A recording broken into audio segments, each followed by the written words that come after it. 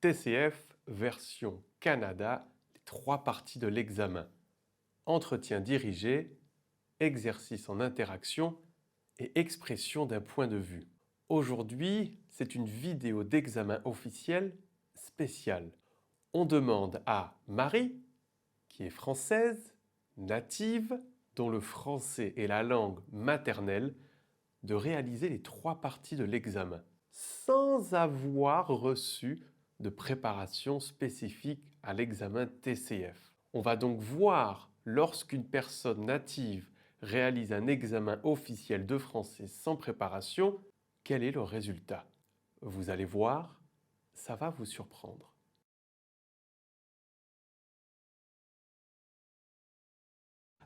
Est-ce que vous pouvez me parler un peu de vous, vous présenter, ce que vous faites actuellement? Je m'appelle Marie, j'ai 32 ans, Mhm. je vis en Espagne et je suis danseuse actuellement. J'ai des petits jobs à côté aussi, mais la danse est mon activité principale. Je vis en Espagne depuis 5 ans. D'accord. Et est-ce que vous pouvez me parler des autres petits jobs que vous avez en plus de danseuse? Bien, par exemple, des fois, je fais des extras comme serveuse ou alors aussi je suis animatrice sportive. Je suis embauchée pour faire de la vidéo. Mhm. J'ai plusieurs petites activités comme ça qui me permettent de générer un revenu complet tous les mois. Ok, d'accord. Et alors, l'Espagne, c'est comment pour y vivre? Est-ce que vous êtes satisfaite de votre situation ici? Oui, j'aime beaucoup l'ambiance locale, j'aime beaucoup la culture espagnole, j'aime bien le rythme de vie espagnol et le fait qu'il y ait toujours du soleil pratiquement toute l'année. Ok, d'accord. Est-ce que vous avez eu peut-être un choc culturel quand vous êtes arrivé ou non, vous vous êtes tout de suite senti chez vous? Je dirais que je me suis tout de suite sentie chez moi. Mhm. Donc les chocs culturels, c'était plutôt positif. D'accord. Euh, Par exemple, Par exemple, la culture de la vie locale, le fait qu'il y ait des fêtes collectives toute l'année, comme la feria, la Semaine Sainte, tout ce qui se fête de manière locale, ça a été un choc culturel pour moi parce qu'on n'a pas ça en France. mhm. Mais ça a été un choc positif car j'aime beaucoup les fêtes où on se réunit tous ensemble. D'accord. On a terminé la première tâche. Maintenant, on va passer à la deuxième. Résultat de la première partie de l'examen, l'entretien dirigé. Marie étant française, elle peut répondre sans problème à des questions simples posées par l'évaluateur pour la connaître. Elle donne des réponses claires, précises, elle ajoute des informations sans que l'on ait à lui demander de préciser sa pensée. Elle a donc parfaitement réussi cette partie de l'examen.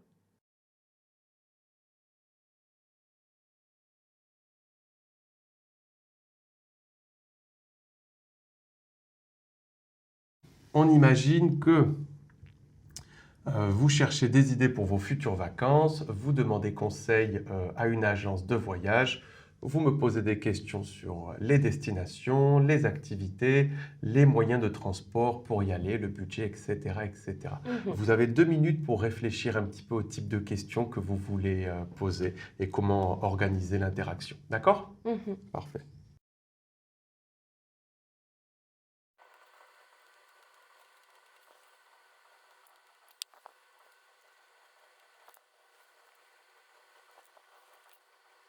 Les 2 minutes, c'est passé? C'est bon? Mhm. On peut commencer? Très bien. Parfait. Ben, on imagine donc que vous arrivez à l'agence immobilière et c'est vous qui commencez la conversation, s'il vous plaît. D'accord. Bonjour, je souhaiterais des renseignements sur les voyages que vous proposez, car je souhaiterais organiser un voyage pour moi. Bonjour. Oui, est-ce que vous avez une destination qui vous attire plus que les autres? Non, pas nécessairement. C'est juste que je voudrais partir toute seule pendant 2 semaines. Ça fait 3 ans que je n'ai pas pris de vacances J'aimerais un voyage qui me marque et j'aimerais partir euh, dans l'océan. Dans l'océan, oui, on a beaucoup de voyages disponibles au bord de mer, réellement. Je voudrais quelque chose de dépaysant qui soit un peu loin de chez moi pour vraiment pouvoir couper et que ce soit un voyage que je n'oublie pas. C'est quelque chose que je m'offre pour mes 3 ans de carrière. D'accord. Alors, dépaysement, nous, on peut vous proposer les voyages en Asie, en Thaïlande, par exemple. C'est un magnifique pays où vous allez vraiment vous sentir dépaysé. Oui, alors j'ai une petite contrainte, peut-être plus une île ou je ne sais pas, car je voudrais quelque chose de pas trop touristique quand même, où il y a peut-être un petit peu moins de monde. J'imagine que la Thaïlande, il y a beaucoup de monde. Alors, dans ce cas-là, on peut plutôt penser aux Philippines, parce que là, il Voilà. y a une grande, grande, grande quantité d'îles. Donc là, vous allez vraiment pouvoir vous sentir seul, sans la masse touristique. Oui, ce serait pas mal. Ça dépend du budget aussi.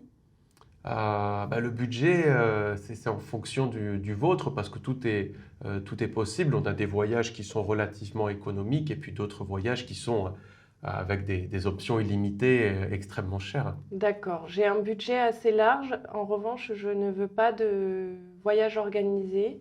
Je préfère trouver un petit hôtel où je puisse rester tranquillement. Est-ce que Mhm. vous pouvez vous occuper de la réservation d'hôtel aussi? Oui, bien sûr, on peut se charger des hôtels. Peut-être vous pouvez regarder les îles qui vous intéresseraient et puis en fonction de ça, on peut voir quels sont les types d'hôtels disponibles, comment y arriver, le transport, parce que dans les îles, ça va être un petit peu plus complexe d'y arriver, bien évidemment. J'imagine. Il faut prendre un bateau ou c'est pas obligatoire? C'est pas toujours obligatoire, de temps en temps, on peut directement prendre un petit avion, mais le budget est plus cher. D'accord. Eh bien, vous auriez un catalogue pour que je puisse regarder les îles, ce qui peut se faire? Oui, je peux vous l'envoyer par mail si vous voulez. D'accord. Est-ce que vous avez d'autres questions sur sur ça? Je voudrais savoir, vous vous occupez d'organiser le trajet, plus l'hôtel, et vous proposez d'autres services aussi? Alors, trajet, hôtel, on peut aussi s'occuper d'envoyer vos bagages à l'avance si vous voulez D'accord, voyager léger. Et bien évidemment, les assurances en cas de problème. d'accord. Et vous pouvez me booker quelques activités? Oui, bien évidemment, on peut s'occuper de ça aussi au travers de nos collaborateurs sur place. D'accord. Eh bien, on peut peut-être prendre rendez-vous pour conclure l'achat une fois que j'aurai regardé le catalogue? Oui, bien sûr. Est-ce que la semaine prochaine, le mercredi, c'est bon pour vous? Oui, c'est très bien. Eh bien, C'est très parfait. bien, j'aurai le temps de regarder. Eh bien, on se voit mercredi prochain alors. Merci. À vous, bonne journée. Le résultat de cette deuxième partie de l'examen, l'exercice en interaction. Marie pose de nombreuses questions à l'évaluateur pour récupérer des informations. Cependant, les réponses de l'évaluateur ne sont pas toujours claires, précises ou développées. Et le problème, c'est que Marie ne demande pas de précision. Elle sera donc pénalisée ici. Pendant l'examen, l'évaluateur va volontairement vous donner des réponses vagues. C'est à vous de récupérer des informations. Sinon, on a la sensation que ce n'est pas réel, ce n'est pas une vraie interaction, et donc vous n'êtes pas capable de réaliser cette tâche. Marie n'a aucune information précise sur les prix de son voyage, ni sur les localisations précises de ce voyage. Elle n'a donc pas réussi cette partie de l'examen, pas en totalité.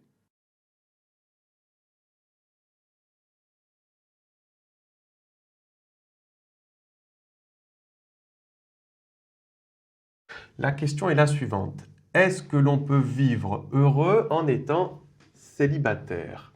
D'accord. Je, je dois commencer maintenant? S'il vous plaît. Alors, je pense que oui. Alors, la question c'est, est-ce qu'on peut vivre heureux en étant célibataire? Bien évidemment, il y a des pour et des contre. Mhm. Je pense que oui, on peut être heureux en vivant célibataire, surtout de nos jours. C'est quelque chose qui s'est beaucoup démocratisé. Je Mhm. pense que c'est pour ça qu'il y a de moins en moins de gens qui sont peut-être aussi mariés, Mhm. car maintenant on comprend qu'on aime bien vivre seul, Mhm. que c'est possible. Je pense que être bien avec soi-même, c'est mieux parfois que d'être mal en couple. Donc c'est bien Mhm. d'être célibataire et de ne pas juste être en couple par défaut. Mhm. Il y a plein de choses qu'on peut faire seul en étant célibataire. Et puis aussi, on parle de célibataire, de couple, mais on a aussi les amis, la famille. Donc il y a d'autres cercles sociaux qui font qu'on peut être célibataire et tout à fait heureux. Il n'existe pas que le couple comme lien social. Mhm. Et il y a des gens qui sont assez solitaires et qui aiment bien, qui préfèrent être célibataires. En revanche, je pense que être heureux toute une vie en étant célibataire, je ne suis pas très sûre parce que on est quand même des êtres sociaux. L'amour, c'est fondamental dans une vie. C'est un lien social en particulier. Et ne pas expérimenter l'amour dans sa vie, c'est, je pense, passer à côté d'un grand bonheur. Mhm. Et du coup, être célibataire toute sa vie, je ne sais pas si c'est possible d'accomplir un bonheur. En même temps, comment ça s'appelle? Ceux qui sont intégrés dans l'Église sont célibataires toute leur vie. Ceux qui font vœu de chasteté, ils sont sûrement très heureux. Donc il y a un côté où c'est possible, mais moi personnellement, euh, je pense que c'est quelque chose à vivre au moins une fois dans sa vie. Et est-ce qu'on peut vivre heureux en étant célibataire?